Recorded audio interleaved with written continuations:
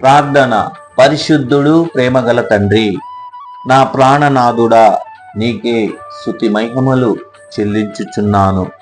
భూదిగంత నివాసులంతా నిన్ను స్తుతించి ఆరాధించుటకు నీ కృప చూపమని ప్రార్థించుచున్నాను.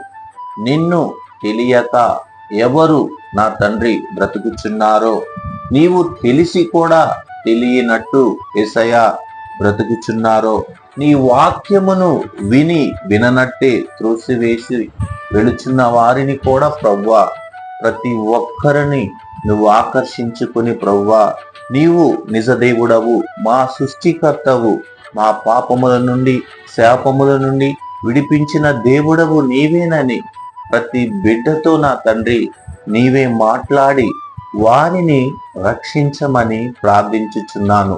ఏ ఆత్మ నశించిపోవటము నీకు ఇష్టం లేదు కదా యేసయ్యా, సహాయము చేయమని ప్రార్థించుచున్నాను. లోకములో నా తండ్రి అనేక చోటల నీ సువార్త విస్తరింప చేయుచున్నావు. నీకు అందువలన స్తోత్రములు చెల్లించుచున్నాము. నీకు ఇష్టమైన వారిని ఎన్నుకొని అభిషేకించి నీ సేవలో నా ప్రభువా కొనసాగిస్తున్నందుకై నీకు స్తుతి మహిమలు చెల్లించుచున్నాను. నీ సువార్తను నా ప్రభువా ప్రతి ఒక్కరి హృదయాలకు అయా హత్తుకునేలాగన సేవకులు ఎంతో మంది నా ప్రభువా నీ సువార్తను బోధ చేస్తున్నందుకై ప్రతి ఒక్కరికి నువ్వు ఇచ్చిన భాగ్యమును బట్టి నాయన వందనములు చెల్లించుచున్నాను.